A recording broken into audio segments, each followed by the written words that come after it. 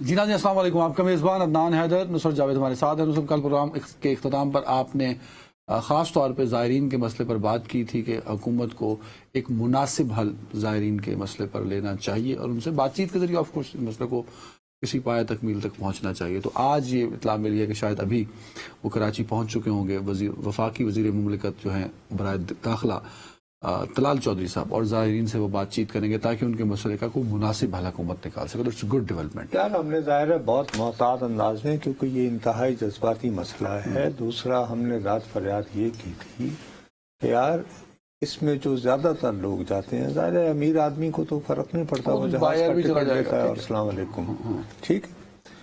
لیکن وہ یہ کہ اس کا ایشوز ہیں، اگر آ رہے ہیں تو وہ دیر میں کیوں بتائے گئے، آپ پہلے بتا دیں تو ہمیں اللہ تعالیٰ سے دعا مانگنی چاہیے کہ کوئی نہ کوئی درمیانی راستہ نکل آئے اور اس مسئلے کا طلال صاحب جو ہے وہ حل ڈھونڈ لیں۔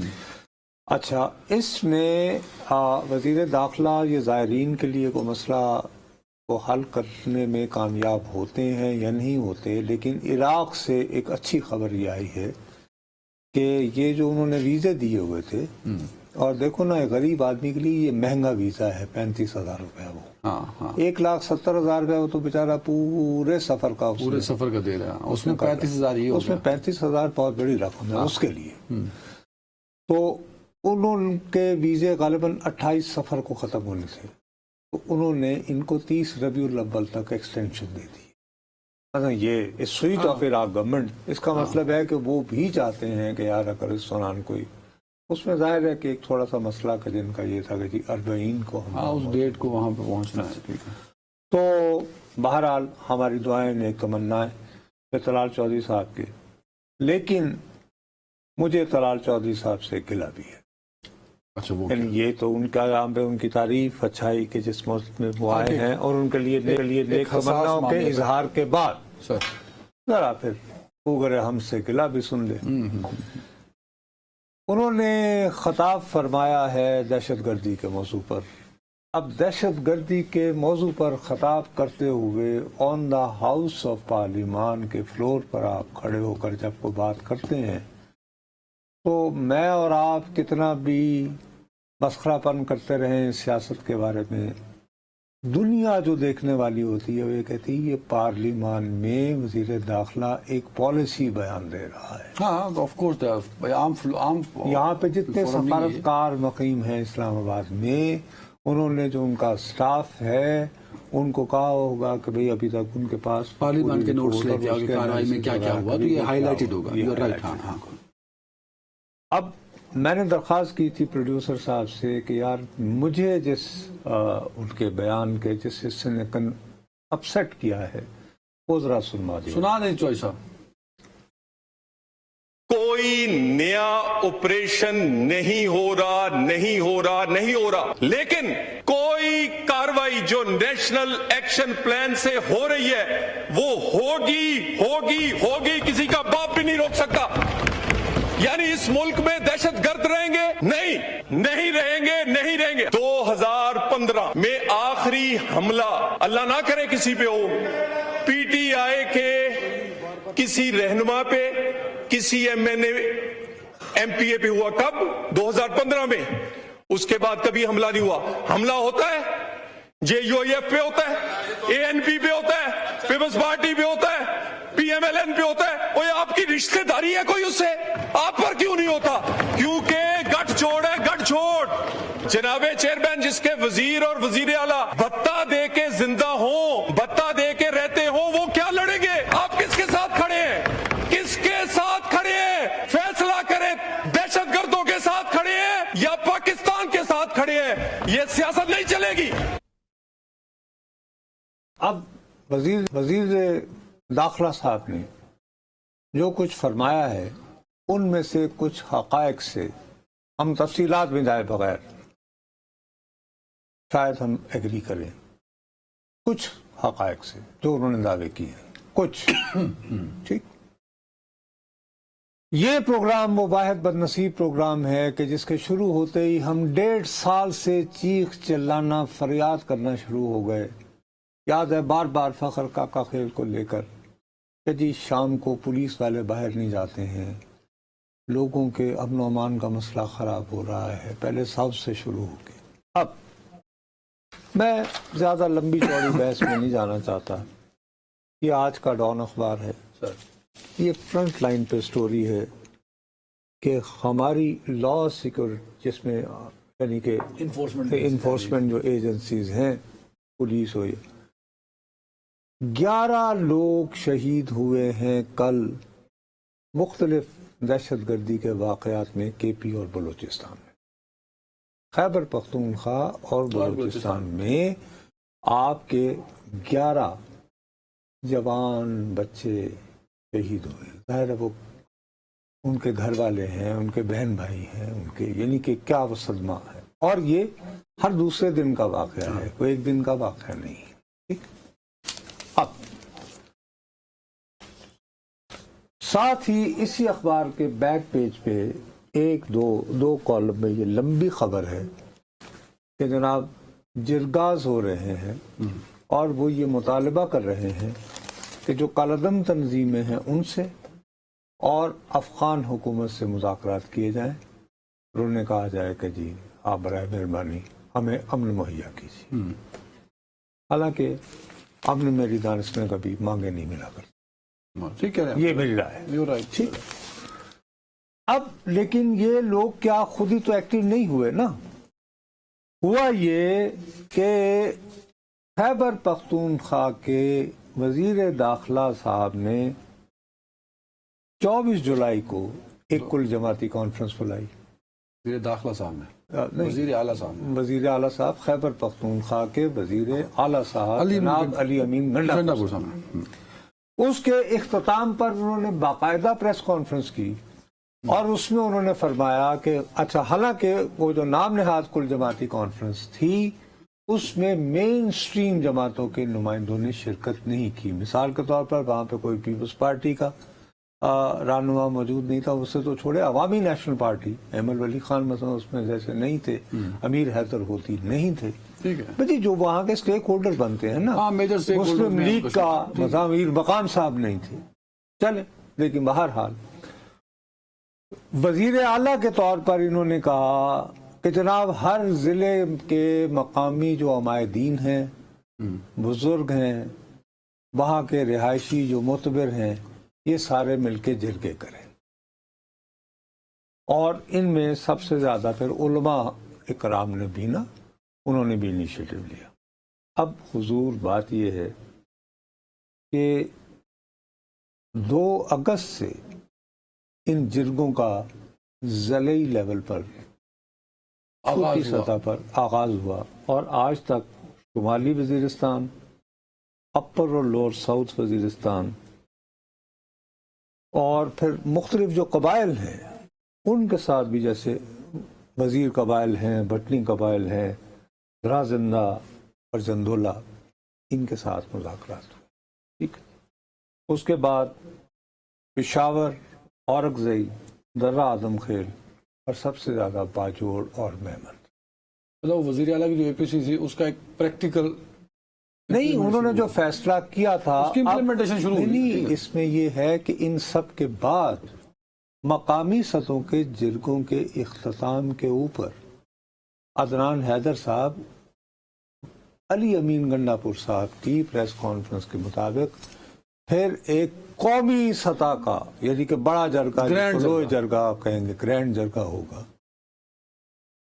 تو بھائی وہاں تو پبلک اوپینین وہ بن رہا ہے، طلال چودھری صاحب ابھی تک کی جو خبریں ہیں، آپ تو جوش و جذبات جو میں، آپ کے جوش و جذبات کی ریفلیکشن نہیں کر رہا، اس میں بھی آپ دیکھیں نا، فلور پہ کھڑے ہو کے یہ کہہ رہے ہیں کہ اے تحریک انصاف والو، حب الوطنی ثابت کرنے کے لیے تم لوگوں کی لاشیں کدھر ہیں؟ ذرا ایک سیکنڈ نا، ایک تو جماعت ہے نا کالعدم تحریک طالبان پاکستان، ان کو کوئی یہ بھی بتائے کہ مولانا فضل الرحمان پر جتنے حملے ہوئے وہ داعش نے کیے، خدا نہ خواستہ یہ الزام پاکستان تحریک انصاف پہ یہ بھی لگا رہے ہیں کہ بھائی آپ کو تو داعش کو بھی مدد دیتے ہیں اور داعش بھی آپ کے ساتھ ملی ہوئی ہے۔ یہ کچھ چھوٹا بیان نہیں ہے۔ آپ نے اس جماعت کو جو وہاں مسلسل نمائندہ ہے 12 سال سے وہاں کے لوگوں کی، آپ اس جماعت پر یہ الزام لگا رہے ہیں کہ وہ دہشت گردوں کی سہولت کار ہے، ان پر تو حملے نہیں ہوتے، باقیوں پہ کیوں ہوتے ہیں؟ اب آپ کی یہ بات کو میں اس بحث میں الجھوں گا ہی نہیں. میرا رونا ہی اور ہے. میرا رونا یہ ہے کہ بھائی صاحب تحریک انصاف بہت گھٹیا جماعت ہوگی نا آپ کی دانش میں, ہاں؟ وہ بھتہ خوروں سے ملی ہوگی. اوکے, مان لیتے ہیں. کیا آپ کے پاس ایسی کوئی قانونی صورتحال ہے کہ آپ کے پاس اگر اس بات کے واقعتاً مرکزی حکومت کے پاس شواہد موجود ہیں, آپ اس حکومت کو ڈسمس کریں؟ نہ ٹھیک ہے, لیگل پروسیجر شروع کرائیں اس کے خلاف. ہاں, اب یہ الگ بات ہے کہ اگر آپ لیگل پروسیجر شروع کر کے اور آپ ٹھوس حقائق کی بنیاد پر بھی اگر اس جماعت پر پابندی لگا دیں گے تو اس کے حوالے سے بھی تو ایک بیک لیش آئے گا نا. ٹھیک ہے نا. میرا رونا جو ہے نا عدنان حیدر, وہ یہ ہے کہ ایک طرف تو میرے پولیس کے اور فوج کے جوان آئے روز شہید ہو رہے ہیں. آئے روز شہید ہو رہے ہیں. اب بجائے مجھے ان کے ساتھ ہمدردی کے اظہار کے, آج مجھے بحث یہ کرنا پڑ رہی ہے کہ یہ جو بیچارے میرے لوگ شہید ہو رہے ہیں, اور یہ شہید اب اس طرح نہیں ہو رہے, ان کو بھائی جدید ترین ہتھیار جو امریکہ کے وڈرول کے بعد جس میں ڈرونز شامل ہیں, جن میں تھرمل آپ کی نائٹ ویژن یہ وہ, تو بھائی اگر تو ہمیں ان نوجوانوں کی شہادتوں کا واقعتاً غم ہے, اور دکھ ہے, دہشت گردی کا خاتمہ چاہتے ہیں ہم, اور چاہتے ہیں, تو بھائی ہمارے ہاں ادارے کس لیے بنتے ہیں؟ یہ قومی, یہ خود کہہ رہے ہیں نا نیشنل ایکشن پلان. اچھا ایکشن کوئی آپریشن نہیں ہوگا, اوکے فائن نہیں ہوگا, لیکن آپ یہ کہیں کہ انٹیلیجنس بیسڈ آپریشن جو ہے وہ جاری رہیں گے. ٹھیک ہے نا. اب یہ کوئی نیا آپریشن, آن گوئنگ آپریشن آپ وہ کہہ رہے ہیں کہ جاری رہیں گے, پر وہ اپنی مرضی سے تو نہیں کر سکتے نا اس طرح. اب آپ تم سمجھ نہیں رہے ہو کہ آپ یہ آپریشن بھی جاری رکھیں, اس میں یہ بچے اپنی جانیں بھی جو ہیں وہ لوٹاتے رہیں, ہو گئی بات. لیکن دوسری طرف ان جرگوں کی بدولت یہ جو سارے لوگ جا رہے ہیں وہاں پہ بالکل ایک متوازی رائے ڈیولپ ہو رہی ہو کہ اسلام آباد میں بیٹھ کر آپ یہ جب کلپ ہم یہ جب کلپ دے رہے ہیں, ادھر سوچ یہ ہے کہ نہیں جی انہی کے ساتھ کو مکمکا کر لیں, بات چیت کر لیں, اور یہ میسج یہ دے رہا ہوگا کہ وفاق سنجیدہ ہی نہیں ہے خیبر پختونخوا, اور وفاق جو ہے وہ سنجیدہ, اور وفاق ہی نہیں, وفاق کو یار ہم کیوں, سب سے پہلے اپنے ایک دوسرے کے گریبانوں میں بھی تو دیکھو نا.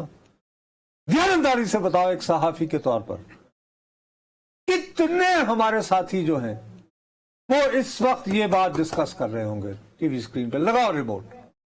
شاید کوئی نہیں. خدا کا واسطہ یار, وہ کرم والا ہم آپ دیکھیں میسج کیا دے رہے ہیں خیبر پختونخوا کے لوگوں کو, کہ ہم جو ٹی وی کا پروگرام کرتے ہیں بیٹھ کے وہ اسلام آباد وہ خیبر پختونخوا کے لیے نہیں ہے. وہ ہارٹ کا آدمی نہ دیکھے مجھے, کیوں نہ دیکھے؟ ڈی آئی خان کا بندہ کیوں نہ مجھے دیکھے بھائی, وہ میرا نہیں ہے, اس کا دکھ میرا دکھ ہے بھائی, اس کے شہر میں باجوڑ کا دکھ میرا دکھ نہیں ہے. اس کے شہر میں وہ ریٹنگ والے میٹر نہیں ہے نا سر. یار پھر وہی میں تمہیں یہ کہہ رہا ہوں کہ یار ریٹنگز ٹھیک ہے, اپنی مجبوری اپنی جگہ, لیکن ہماری ایک صحافی کے طور پر بھی تو کوئی ذمہ داری ہے نا یار.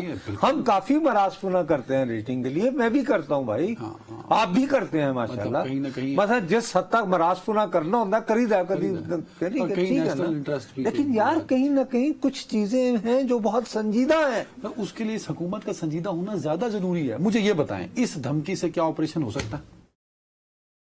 پھر وہی آپ نیشنل ایکشن پلان تھا, سب سے پہلی تو میں یہ عرض کر رہا ہوں وہاں کی حکومت کو آن بورڈ لینا پڑے گا, میڈیا میں جرگوں کو آن بورڈ لینا پڑے گا. بابو میڈیا کے اندر یہ کانفلکٹنگ سٹوریز تو آنی ہی نہیں چاہیے.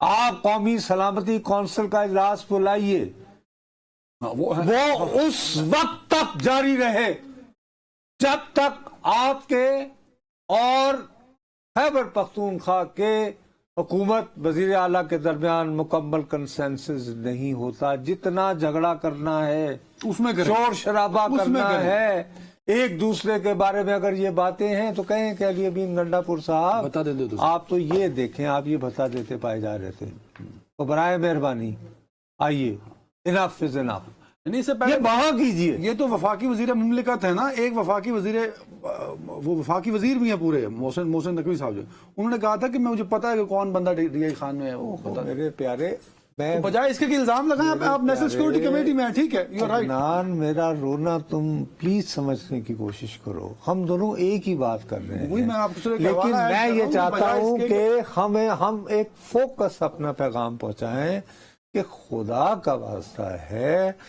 मैं देखो मिसाल के तौर पर मुझे ये बात बताओ, खैबर पख्तूनख्वा में वजीर आजम पाकिस्तान कितनी मरतबा गए? एक दफा शायद, एक दो मुझे याद है, इस मामले में तो एक ही दफा। क्या खैबर पख्तूनख्वा में मुस्लिम लीग नाम की जमात नहीं है? मुस्लिम लीग ने क्या कोई इस तरह का कन्वेंशन बुलाया कि मकामी हमायदीन ये वो फलान माक और वजीर आजम साहब को दावत दें?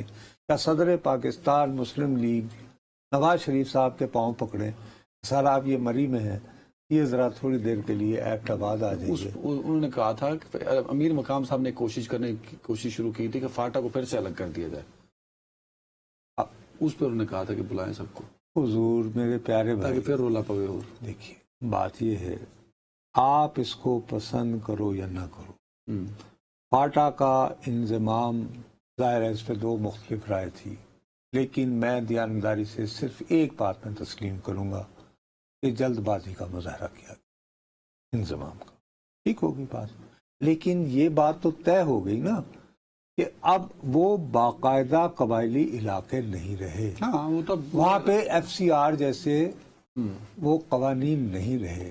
अब उसके बाद चीजों को नॉर्मलाइज करके उन्हें मेन स्ट्रीम में लाना कि वो वैसे ही कबायली इलाके हों, ठीक है ना, कि जैसे पेशावर शहर है, हाँ, या जैसे मर्दान है, या कोहाट है, या कर्क है, कम से कम इतना हो। ठीक है, वो तो नहीं हुआ ना जब से हुआ। तो ये किसका काम है?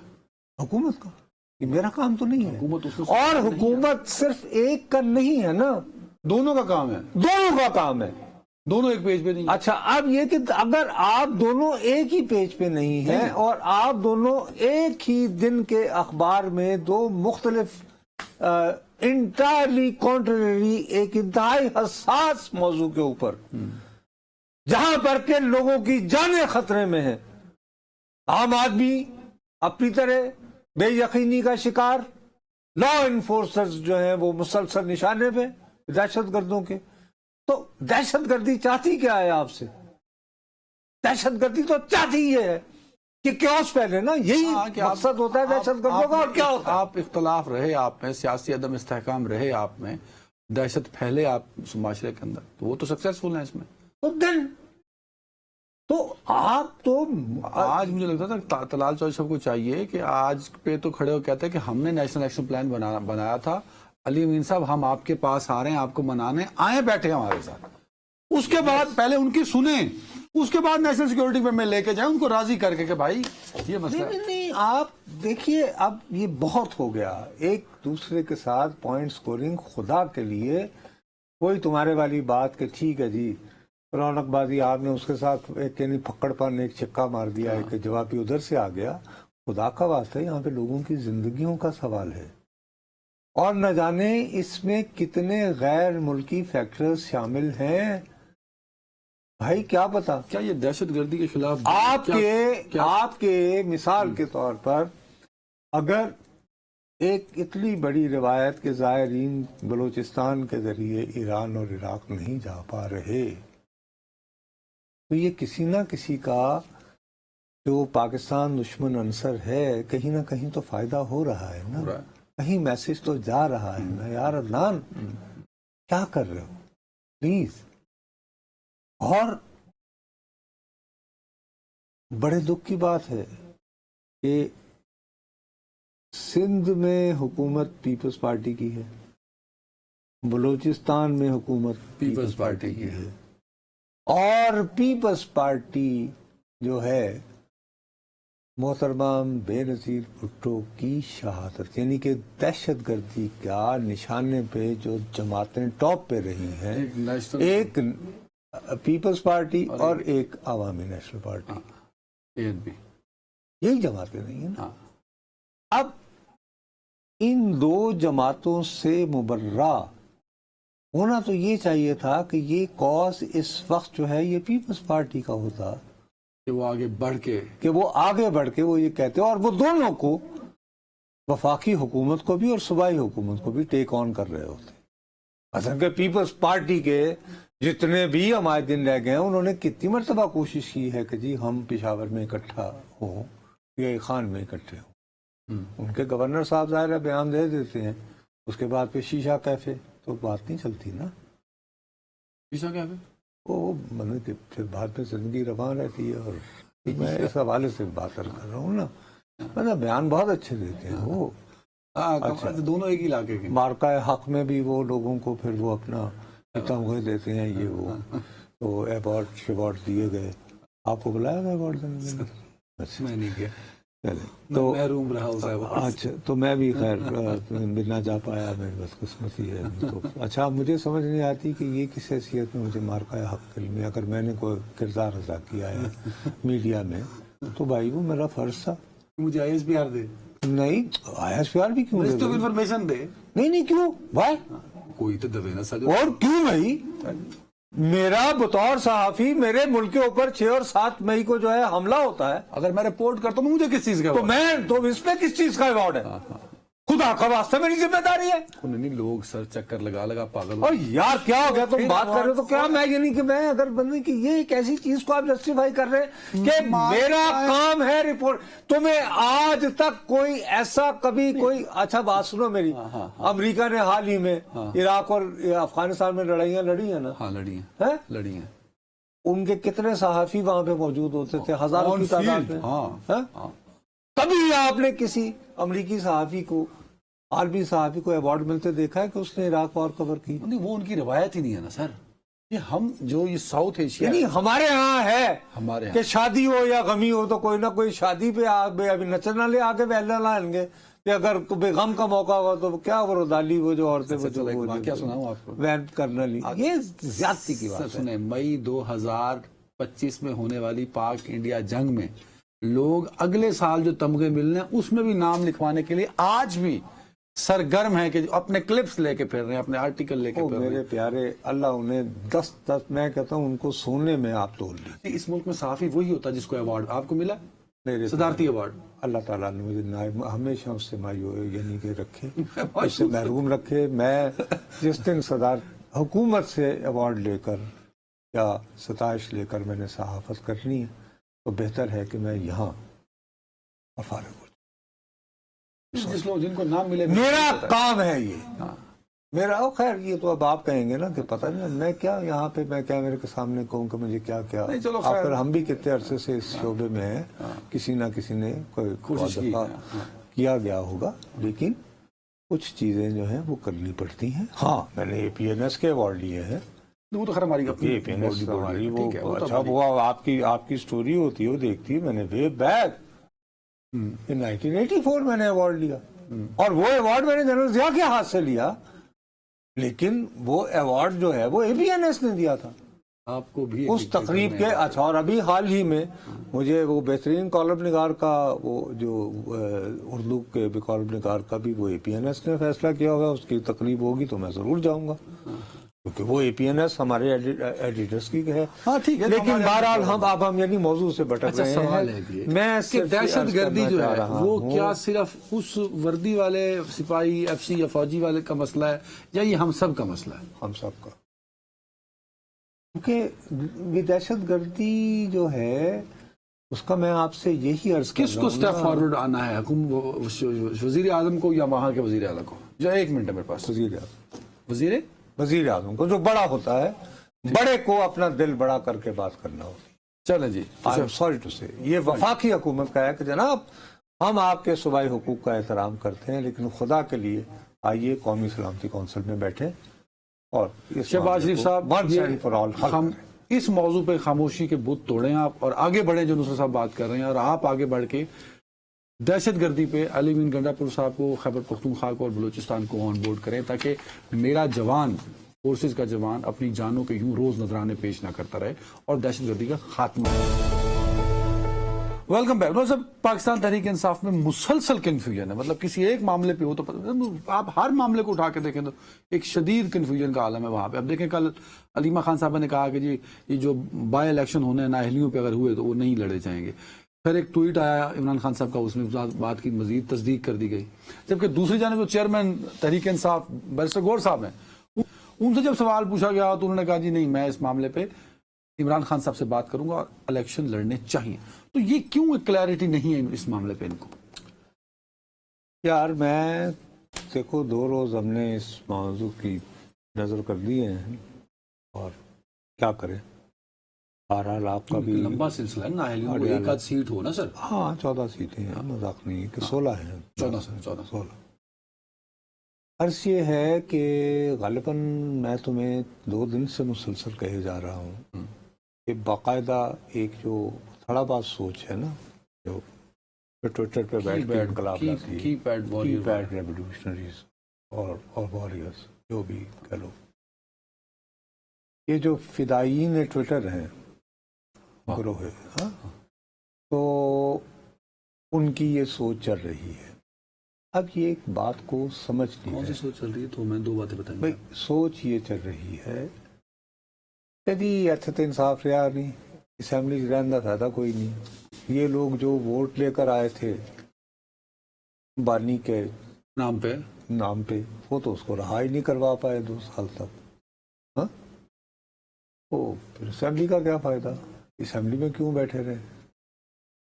ओ भाई, असेंबली में बैठकर खाली शोर मचाकर तो नहीं होगा, आप उसमें फिर अपने रास्ते बनाते हैं ना। देखिए, रास्ते बनाए बगैर तो गुजारा नहीं होता ना। हो सकता, ठीक है राइट। 18 सीटें रह गई थी 1997 के इंतखाबात के बाद, मोहतरमा बेनजीर भुट्टो के पास। आप उस 18 में से, जी बीबी, आप उनमें से बेगम नुसरत भुट्टो जो है वो उन दिनों बीमार हो गई, तो बाकी रह गए 17 लोग। अच्छा, बीबी को जाहिर है कि जायज वजूहात की बिना पर कि आसिफ साहब जेल में हैं और बच्चों का क्या करें, ठीक, तो वो आती भी नहीं है वो। सर, उसके बावजूद वो 17 के 17 बंदे वहां बैठे रहे, वो बाहर नहीं गए कि हम तो आसिफ जरदारी को नहीं जुड़वा पा रहे। नहीं साहब, और आहिस्ता आहिस्ता कैसा माहौल बना कि जो हैरी मैंडेट के साथ गवर्नमेंट आई थी नवाज शरीफ की, उसके अंदर से बगावत हो गई। खुर्शीद कसूरी, ये वो सारे लोग, इन्होंने कहा कि जी आप तो अमीरुल मोमिनीन बनने के वो जब वो निफाज शरिया वगैरह, और बिल आखिर बात चलती चलती यहाँ तक पहुंची कि ना तो हड्डी गालते ना तो हड्डी गाल, तो फिर मुशर्रफ साहब ने टेक ओवर कर लिया। हा? सवाल उठता है कि आप चाहते क्या है? क्या आपने अभी तक कोई ऐसी मूव बनाई? मिसाल के तौर पर मैं आपको एक छोटी सी बात बताता हूं। कौमी असेंबली के रुकन को उसके फराइज की अदायगी से रोकना जो है, ये सीधा साधा तहरीक इस्तेहकाक का केस बनता है। कितनी मर्तबा पाकिस्तान तहरीक इंसाफ के लोगों ने, एक भी नहीं है शायद, इनको सही मानों में यानी प्रेस किया है, जैसे पार्लिमानी प्रैक्टिसेस के मुताबिक करना चाहिए। क्यों नहीं वहां पे जो मीडिया पे आप बैठे, जो लोग बैठे हुए हैं प्रेस गैलरी में, यूं करके यार बैठे होते हैं हम लोग कि आपको स्टोरी मिले, आपको टिक्कर चाहिए होता है। आप कह रहे हैं कि उन 17 लोगों से बुरी पोजीशन है ये 80-90 वर्स्ट। अरे बाबा, वो यानी कि बोलने नहीं देते थे भाई, यहाँ माइक ही नहीं देते ना नुसरत साहब, तब ये रोला तो नहीं था ना। अब ये कि कोई भी माइक नहीं देता होता। उनके जो स्पीकर साहब थे वो बहुत सख्त थे, इलाही बस सुमरो साहब, लेकिन उसके बावजूद अपनी स्पेस बनानी पड़ती है यार, जब तुम हाउस में बैठे होते हो तो। یہ پارلیمنٹری جو ٹیکٹکس ہوتے ہیں یہ باقاعدہ ایک باکسنگ کی طرح آپ کو رولز ہیں اس کے. نہیں، آپ جو آج آرگومنٹ دے رہے ہیں، آپ کل عمران خان صاحب کی بات کو انڈورس کر رہے ہیں کہ یہ تو ڈرامہ کر رہے ہیں پارلیمنٹ کے اندر بیٹھ کے. اور وہ کسی ایک پہلو میں مطلب آپ کہہ رہے ہیں یہ تھا کہ یہ کیا ڈرامہ لگا رہے تھے کہ جی اڈیالہ آ رہے ہیں. اب ٹائم کی شارٹیج میں سوال پہ ٹائم پہ آ جائے کر. اب بنیادی مسئلہ یہ اٹھ رہا ہے جو بہت میری دانش میں ایک نقصان پہنچائے گا پاکستان تحریک انصاف کو. دیکھو ان کو ہرگز جو ہے عدالتی طور پر اگر یہ اسٹے آرڈر لے لیں کہ ہاں جی جب تک فائنل سپریم کورٹ تک یہ نہیں جاتا عدالت کے ذریعے کبھی یہ نائل ہوئے ہیں، یہ سیٹ خالی ہوئی ہے نہیں، تو آپ ہر صورت میں کاغذات نامزدگی بھی داخل کروائیں اور ڈٹ کے الیکشن لڑیں. اب میں یہاں آپ کی اطلاع کے لیے صرف عرض کرتا چلوں، جو ابھی تک کی اپڈیٹ ہے یہ پروگرام کے اسٹوڈیو میں آنے سے پہلے تک کچھ لوگوں نے پی ٹی آئی کے لوگوں نے کاغذات نامزدگی جمع کرایا، جیسے بچر صاحب کی زوجہ نے اور ان کی بیٹی نے. تو اس طرح کے لوگوں نے کہا، سنا ہے ذرائع کہتے ہیں کہ وہ واپس لے لیے گئے، کہا کہ اب واپس لے لیں. تو یہ کنفیوژن نہیں کہا انہوں نے لے لیے ہیں یا نہیں؟ کچھ نے سنا لے بھی بھی گئے. اچھا نہیں لیا، لیکن یہ اطلاع ہے کہ ان کو کہا گیا ہے کہ میرا اپنا خیال ہے کہ دیکھو مثال کے طور پر یہ کوئی اس طرح نہیں ہوتا سیاست میں. بچر صاحب ایک باقاعدہ بڑے سبسٹینٹیو میجورٹی سے، مجھے ایگزیکٹ 94,000 سر 94,000 کی میجورٹی سے جو شخص جیتا ہو اور وہ ایک سیاسی خاندان وہ ایک سیاسی خاندان سے تعلق رکھتے ہیں. سیاسی خاندان جو ہے وہ اپنے آپ کو کبھی حلقے سے باہر نہیں رکھتا. ہمارے ہاں یہ معجزے کبھی کبھار ہوتے ہیں، جیسے 1970 میں ہوا تھا کہ کھمبا بھی کھڑا کیا تو پیپلز پارٹی جیت گئی 1970 میں. ہاں 8 فروری. لیکن بعد میں بات وہیں آتی ہے کہ سو کالڈ الیکٹیبلز ہوتے.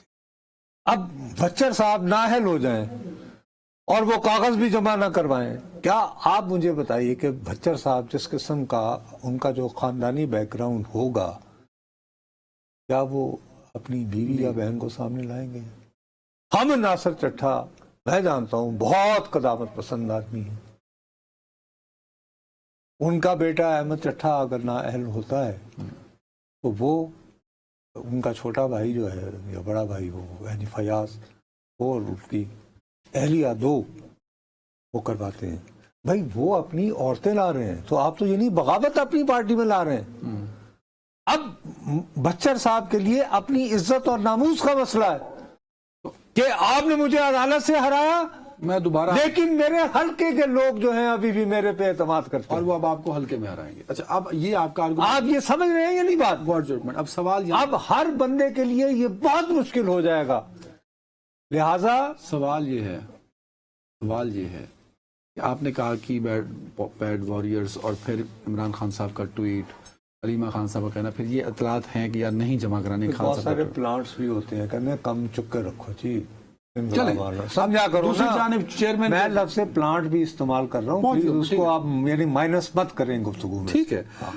چیئرمین تحریک انصاف کہتے ہیں کہ نہیں جی الیکشن اور رائے ان کی.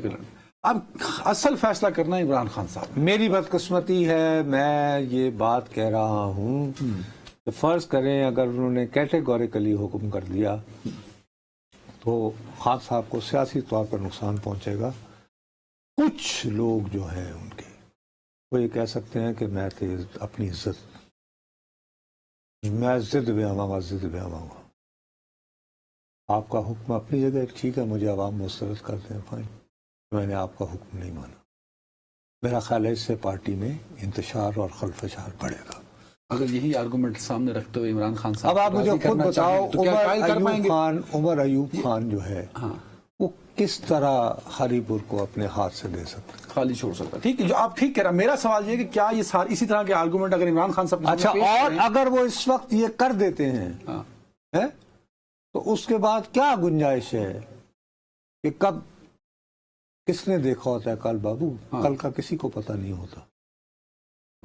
ٹھیک ہے، کوئی اور شخص فرض کرو ایمرج ہوتا ہے اس حلقے میں اور وہ اس حلقے میں اپنی ایک سپیس بنا لیتا ہے. 1985 میں بھی یہی سوچا گیا تھا نا کہ یہ کیا کل کے بچے آ گئے ہیں. تو چودھری نثار کب تک رہے تھے پھر سیاست میں, اور کتنے قداور رہے تھے یا نہیں؟ ٹھیک ہے. 1985 میں آئے تھے نا, اس سے پہلے کس نے ان کا نام سنا تھا؟ کس تو کیونکہ سیاست میں خلا نہیں کبھی رہتا اور سپیس نہیں کبھی دیا کرتے. ٹھیک ہے. اب یہاں بھی کنفیوژن ہے. ایک طرف یہ کہتے ہیں کہ اسمبلیوں میں بھی رہنا ہے, پارلیمانی رول بھی پلے کرنا ہے, اور ساتھ میں کہتے ہیں الیکشن بھی رہنا ہے. میں کیا کروں گا میں تو there is also confusion as well. میں تو آپ کو ایک آؤٹ سائڈر کے طور پر میں تو خالی کامنٹ اپنے تجربے سے آپ کو بتا سکتا ہوں. میں شاید بے وقوفی کی بات کر رہا ہوں, لیکن میں آپ کو دوبارہ کہہ رہا ہوں کہ پالیٹکس میں کبھی وائڈ نہیں رہتا, خلا نہیں رہتا. وہ نقصان دے گا آپ کو, جیسے پیپلز پارٹی کہتی ہے 1985 میں. ایک بریک. Welcome back. صاحب, آپ پاک ہندوستان جنگ کے دوران بھی کہہ رہے تھے کہ اسرائیلی بھی شامل ہے اور خود شامل ہوں گے یہاں اس جنگ کے انڈیا کی طرف سے. آج نیتن یاہو سے کہیں سوال ہوا تو اس نے اس بات کی مزید تصدیق کر دی.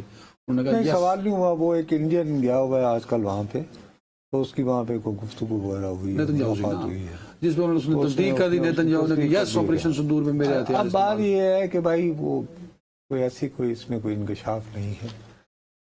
وہ اگر اس کے بارے میں فخر محسوس کر رہا ہے تو بھائی پھر جنگ کیوں بن گئی؟ انہوں نے یہ بھی کہا کہ میرا بھی دل کر رہا ہے کہ میں انڈیا جاؤں. وہ اصل میں اپنے طور پر کوئی اس طرح کا میسج کنوے کر رہا ہے کہ ٹرمپ کی جو بھی مودی کے ساتھ پرابلم چل رہی ہیں وہ میرا اسے کوئی تعلق نہیں ہے, ہم اور اسرائیل, ہم اور انڈیا. تو یہ ایک ایسا جسچر بھی تو ہے نا کہ میں ٹرمپ کو مودی کے قریب لانے میں کردار ادا کر سکتا. نہیں, آئی ڈونٹ تھنک سو کہ وہ اس میں اگر کوئی رول ادا کرنا ہے تو وہ صرف اور صرف یہی ہوگا کیونکہ جو امپورٹنٹ جو ڈیولپمنٹ ہے کہ آپ کنفرم کر رہا ہے روس کے ادارالحکومت سے کرملن کہ جی متوقع ہے جلد کہ یو اے ای متحدہ عرب امارات میں ملاقات ہوگی امریکی صدر اور روسی صدر کے مابین. ڈیٹ ابھی طے نہیں ہے. وہ سارا مودی کا جو مستقبل ہے وہ بیسیکلی اس ملاقات سے جڑا. ٹھیک ہے. اس طرف لیکن آنے سے پہلے میں ایک بات کا ذکر ضرور کرنا چاہتا ہوں جو کہ انتہائی بدنصیبی کی بات ہے کہ بھارت کا اپنے بارے میں یہ دعویٰ ہے کہ وہ دنیا کی سب سے بڑی جو ہے جمہوریت. ٹھیک ہے, ہر بارڈر پہ للایا انہوں نے. اب دنیا کی سب سے بڑی جمہوریت کا عالم یہ ہے کہ 5 اگست کو انہوں نے یہ نوٹیفیکیشن جاری کیا ہے اور اس نوٹیفیکیشن کے تحت 25 کتابوں پر پابندی لگا دی گئی ہے کتابوں پر, اور الزام یہ لگایا گیا ہے کہ ہمیں خفیہ ہماری جو انٹیلیجنس ایجنسیز ہیں انہوں نے تحقیق کے بعد یہ اندازہ لگایا ہے کہ یہ کتابیں ہم دکھا بھی رہے ہیں یعنی کتابیں پڑھ کے اٹھائی ہیں. یہ سوپور ہے.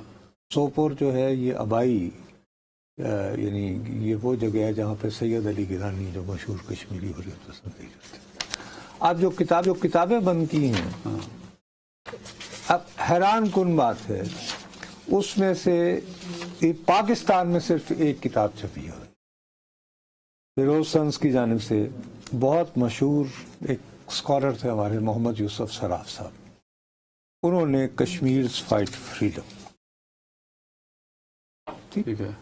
باقی تمام کتابیں مثال کے طور پر بھئی آپ ایک سیکولر ملک کہلاتے ہیں نا اور پلورلسٹک آپ کی سوسائٹی ہے. مجاہد کی اذان, امام حسن البنا شہید, ایڈیٹڈ بائی. اب یہ کتاب چھپی کہاں سے ہے؟ مرکزی مکتبہ اسلامی پبلشر دلی. یعنی یہ کتاب اگر آپ باقی انڈیا میں رہ رہے ہیں تو وہاں پڑھ سکتے ہیں آپ, صرف کشمیر میں نہیں پڑھ سکتے. یعنی ایبسرڈیٹی کی انتہا ہے نا. کبھی یا تو ایک کتاب ہے تو وہ غلط ہے تو پھر وہ پورے ملک میں بند کرو. اچھا, الجہاد فی الاسلام مولانا مودودی کی, لیکن یہ کتاب چھپی جو ہے وہ بھی یہ منافعین مرکز مکتبہ اسلامی پبلشر دلی میں چھپی. اچھا, بہت مشہور انڈیا کی رائٹر ہیں ارون دفی رائے, ان کی آزادی ان 25 میں شامل ہے. بھارت کے بہت مشہور بامبے بیسڈ لائر ہیں, بہت خوبصورت کالم بھی لکھتے رہے ہیں, اور ان کو بہت ہسٹوریکلی وہ کشمیر کے پرسپیکٹو کو رکھتے ہیں اور مضامین لکھتے ہیں. انہوں نے بھی یہ کتاب لکھ رکھی ہے, دا کشمیر ڈسپیوٹ 1947 سے 2012, جو چھپی جو ہے تامل ناڈو میں نہیں, یعنی وہاں وہ کتاب میسر ہوگی صرف کشمیر لیکن میں. کشمیر میں نہیں داخل ہو سکتی. اب ہونا یہ ہے کہ یہ ساری کتابیں لوگ نام پڑھ پڑھ کے خریدیں گے کہیں سے. اب سب سے اہم ترین بات ہے کہ مقبوضہ کشمیر میں ریکگنائز سب سے بڑا انگریزی کا جو اخبار ہے وہ ہے کشمیر ٹائمز. اس کی ایڈیٹر ہیں انورادھا وسیم. انہوں نے کتاب لکھی ہے ڈسمینٹلڈ اسٹیٹ, ایک بکھری ہوئی ریاست, جس میں انہوں نے 5 اگست 2019 کے بعد کے واقعات کو, اپنے مشاہدات کو. اب یہ ہندو خاتون ہے, جموں بیس میں, اور ان کی کتاب گڑگاؤں ہریانہ میں چھپی ہے, لیکن یہ کشمیر میں نہیں. کشمیر ٹائمز کی ایڈیٹر کی کتاب کشمیر میں بین ہے اور وغیرہ اور وغیرہ. بہرحال میں عرض یہ کرنا چاہ رہا ہوں کہ یہ آپ اپنے طور پر ایک طرف تو یہ کر رہے ہیں, دوسری طرف مسئلہ یہ ہے کہ وہ کل جو میں آپ کو عرض کر رہا تھا کہ مودی صاحب جو ہیں وہ اس وقت بالکل ایبسلیوٹلی ناٹ کے چکر میں ہیں. آج انہوں نے کہیں خطا فرما رہے تھے, میں کہا کہ مجھے اچھی طرح پتا ہے کہ میرا کیا انجام ہو سکتا ہے. یہ لفظ ہی یوز دیز ورڈز, لیکن میں اپنی وہ وغیرہ وغیرہ, اور میں تو بیسیکلی جو رجسٹ کر رہا ہوں وہ یہ کہ جی امریکہ کہہ رہے ہیں نا کہ میری جو زرعی اجناس ہیں, میرے بیج اور فلاڈما, اس کے لیے بھی انڈیا کو کھول دو. وہ کہہ رہا ہے کہ میں تو بیسیکلی اپنے کسانوں کے لیے, ان کا درد رکھتا ہوں, اپنے ماہی گیروں کے لیے لڑ رہا ہوں, میں کارپوریٹ انڈیا کے لیے نہیں لڑ رہا. میں ٹیکنیکلی یہ بات اچھا, اور یہ مجھے پتا ہے میرے ساتھ کیا ہونا ہے. لیکن میں تمہیں کل ہی کہہ رہا تھا, میں نے کہا یہ ہاکش, اب مجھے تو کل یہ پتا نہیں تھا کہ اتنی بڑی ڈیولپمنٹ ہو جائے گی ٹرمپ پر پوٹین والی. اچھا, اب یہ بات کہتے ہوئے یہ ایک سٹیپ اور جا رہا ہے کہ اب ایک تو یہ کہ چین کے ساتھ جو کل اب نے کہا تھا کنفرم ہو گیا, لیکن اب چین کے وزیر خارجہ بھی آ رہے ہیں. آفٹر دا ایس سی او آئیں گے, 18 اگست کو. نہیں, 18 اگست پہلے وہ آئیں گے, 18 سپٹمبر ہے. وہ ڈسکس کریں گے, اور اس کے بعد اچھا کر انہوں نے واپس, میرا خیال ہے وہ آئی تھنک میرے بھائی وہ پہلے پتہ نہیں میں رکھا تھا, خیر وہ آ رہے ہیں وہاں پہ. سیکنڈلی وہ پاکستان بھی آئیں گے, تو غالباً پھر وہ ایس سی او سے پہلے آنا ہوگا, بعد میں آنے کا تو تک نہیں بنتا ہے نا. 20-21 کو ان کا پاکستان آنا ہے. ٹھیک ہے, تو I think it is before the conference. 20 اور 21 اگست نہیں, 20 اور 21 اگست جو ہے, یس اس سے پہلے ہی آئیں گے. تو یار جب ہوگا نا اینڈ آف اگست میں ہے نا, اور تو ظاہر ہے کہ اس کا ایجنڈا طے ہوگا. اب باقاعدہ یہ اسٹریٹجک گیم یہ کھیل رہے ہیں کہ جی ایک اب انہوں نے ایک نئی ٹرم نکالی ہے, رکس, RIC, R for Russia, I for India, C for China. اچھا, نئی تنظیم بنا لگے. نہیں, کبھی ہم تینوں مل کے کچھ, وہ برکس یعنی برازیل تو ہے, لیکن برازیل وہ بہت دور ہے نا لاطین امریکہ. ادھر یہ ہے کہ چین اور روس تو بہرحال ہمسائے ہیں ایک دوسرے کے, اور بھارت بھی چین کا ہمسایہ ہے. اچھا, چین اور بھارت کی آبادی بہت زیادہ ہے. اب فرض کرو, میں تمہیں دیانتداری سے کہتا ہوں کہ اگر ان دونوں کے مابین کوئی اس طرح کا اتفاق ہو جائے کہ ہم دونوں مل کے امریکہ کو ریزسٹ کرتے ہیں, تو ہمیں بطور پاکستانی اس پہ کوئی اعتراض نہیں ہے. یار ایک تو سب سے پہلی بات یہ کہ چین ہمارا دوست ہے, وہ یقیناً ہمیں ابینڈن کر کے بھارت کے ساتھ دوستی تو نہیں کرے گا نا. دوسری بات یہ ہے کہ یہ اپنے معاملات میں الجھے رہے, اور ہم دریں اثنا ہمیں اگر جو ایک سپیس مل رہی ہے کہ ہم امریکہ کے اندر اپنی مصنوعات کے لیے منڈیاں تلاش کریں, ٹریڈ انویسٹمنٹ والے ہمیں اس پہ ہم اپنا, ہمیں کیا, ہم کو پرائی کیا پڑی, اپنی نبیڑ تو. یہی بات ہے نا. دوسرا میں تمہیں کہا تھا, میں نے کہا یار بات سنو میری, ڈپلومیسی میں کبھی بلیک اینڈ وائٹ چیزیں نہیں ہوتی ہیں. دیکھو جہاں پہ کارپوریٹ انڈیا جو ہے وہ بڑا ہے, اب جیسے بڑے بڑے اس نے آرڈر دے رکھے ہیں بھارت نے امریکہ سے، تو امریکہ کی بھی دیکھو ٹرمپ کا بنیادی مقصد وہ کیا کہتا ہے، وہ یہ کہتا ہے کہ جی میرے ہاں انڈسٹری لگنی چاہیے، میری چیزیں خریدو۔ اب جیسے اس نے ساؤتھ کوریا کو کہا، اس پہ پہلے اس نے بڑی لگا دیا ٹیرف، تو سعودی عرب اس نے بھی ساؤتھ کوریا نے کہا کہ ہم تمہارے ہاں اتنی انویسٹمنٹ کریں گے، اس نے 10% کم کر لی۔ اب فرض کرو اس کا روس کے ساتھ کسی نہ کسی طرح کا مکمکا ہو جاتا ہے، ہاں تو اس کا تو نہیں فائدہ۔ تو اس میں یہ کہے گا کہ اچھا ٹھیک ہے۔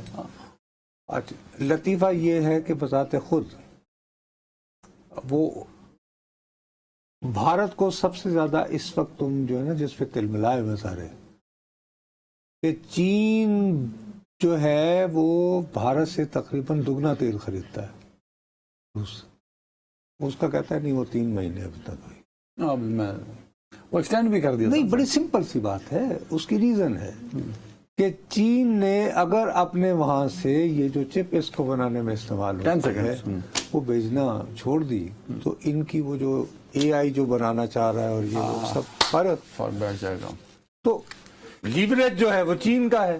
سو ایک بڑا roll on diplomatic front Pakistan اگر ادا کرنا چاہے اپنے بینیفٹ کے لیے کر سکتا ہے، بٹ عقل مندی اور دانش مندی کا ثبوت دینا ہوگا ڈپلومیٹک فرنٹ پہ۔ خیال رکھے کہ ناظرین، اللہ حافظ۔